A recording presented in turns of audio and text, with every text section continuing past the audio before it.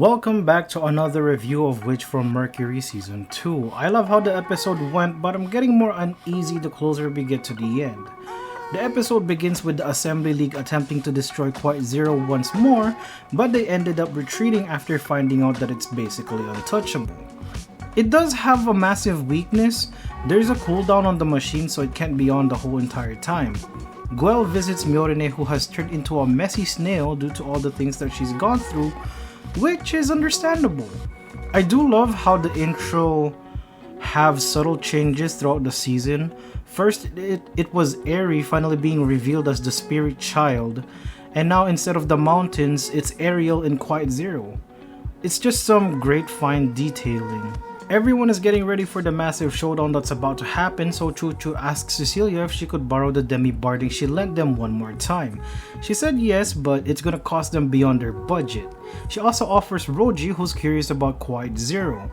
Aliyah hands over the care of the animals to other students who think farm work is hard, which, speaking from personal experiences, it only depends on the situation. If you take care of them properly, then you should barely have any issues. Felsi asked the Earthians if she could join the mission since Goel said she can't come yet, but she is persistent. Lilikik voices the same concern I have for Soleta.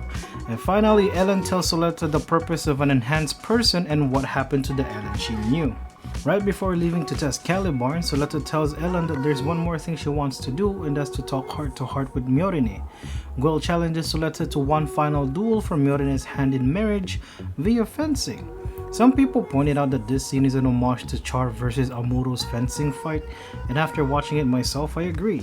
One thing I caught though is Soleta posing like the iconic Gundam RX pose as she beats Guel.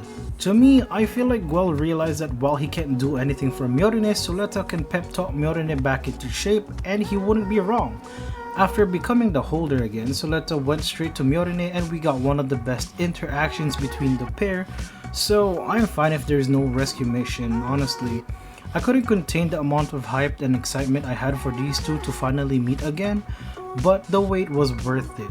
They both admit that they made massive mistakes and what was done can't be undone, but according to Soleta, one thing is for sure.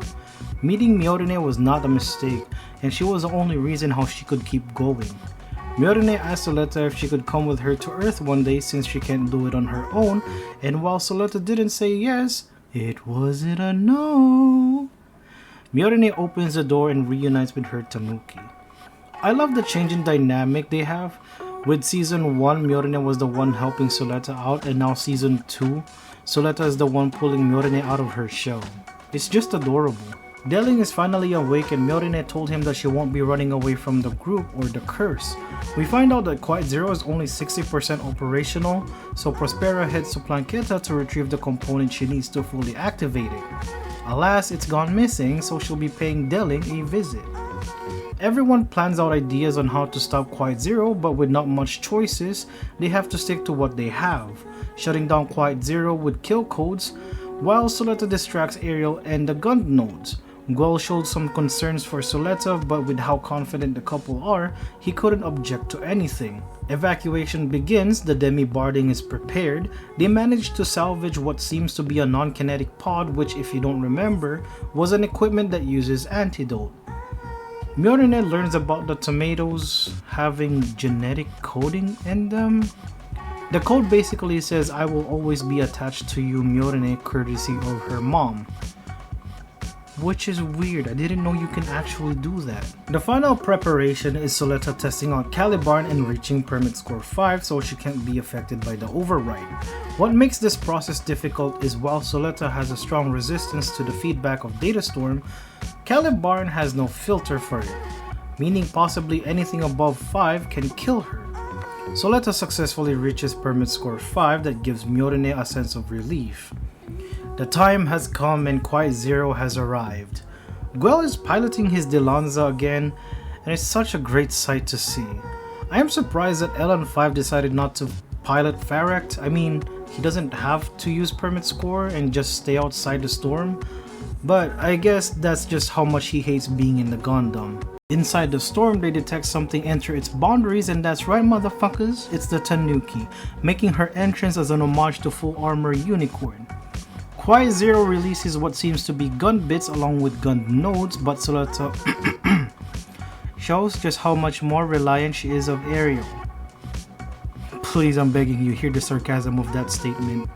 She dodges every shot that's fired at her and even blows up a fuck ton of them using what seems to be a massive cannon that when not used looks like a broom.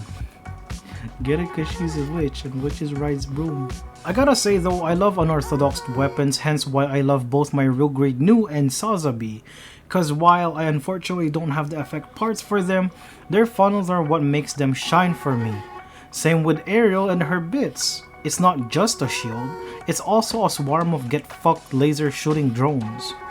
Anyways, while Soleta is dealing with the swarm, Shawarma comes out of nowhere trying to shoot down Myorine, but thankfully Guel intercepts and finds out that Lodo's the one piloting it. I knew he was about to fuck up. Just can't live with the wise words of Barrett in the abridged. Don't fuck up, Cloud. After Soleta deals with a couple more nodes, the final boss finally shows up. Ariel ascends from Quiet Zero. Wait, doesn't Ariel need to be in the machine for it to work? I hope they explain that in the next episode. End scene. Man, as much as I like this episode, the amount of anxiety I'm getting is through the roof. Like, the whole episode is making it seem like everything is going to go well, but we still have 2 more episodes to go through before we're in the safe zone. It's gonna be really heartbreaking if Soleta or Myorine dies, or if any one of them does. Even the side characters are likable in some way. And yes, even Elan5 who's trying to redeem himself. Like, let Delling or Prospera kick the bucket or something. Heck, take Belmiria with them too. You know what, actually, take just Belmiria, please. Massive if, someone was to die, please give it a good reason. Unlike a certain someone who we ain't going to mention, but we know who it is. What I'm also looking forward to is the trade Myorine made with Shadiq. It wasn't mentioned what it was, but she might have offered him a chance of redemption just like how she's trying to do now. We might still see him and his cheerleaders in the future. I feel like the next episode will conclude the series and the last one is like an aftermath of what happens to everyone. As we are headed to the series finale with 2 episodes left, I just wanted to say thank you so much for watching my videos that are okay. But getting better is a process and that's the path I'll be heading to. If you are ever wondering what will I do after the series ends, well, I have a couple of ideas. Actually, I have a lot of ideas. Like finally finishing the review for Lily Season 2, making that Honkai video that I've been wanting to make, post more gaming related contents, and just keep reviewing animes and mangas. Because like I said on the trailer, the point of my channel is to entertain someone or give them something to look forward to. So, I joke. So if that's something you are interested in, go ahead and subscribe because we are at actually 100 subscribers, which I'm really hyped for. I know it's not much compared to like massive YouTubers, but I'll take what I can get. The title of the next episode is called Unrelenting Tenderness. Will Eri join Soleta? Will Prospera see the error of her ways? Will it be a happy ending? I fucking hope so. That's it for the video. Thank you for watching. Take it easy and peace!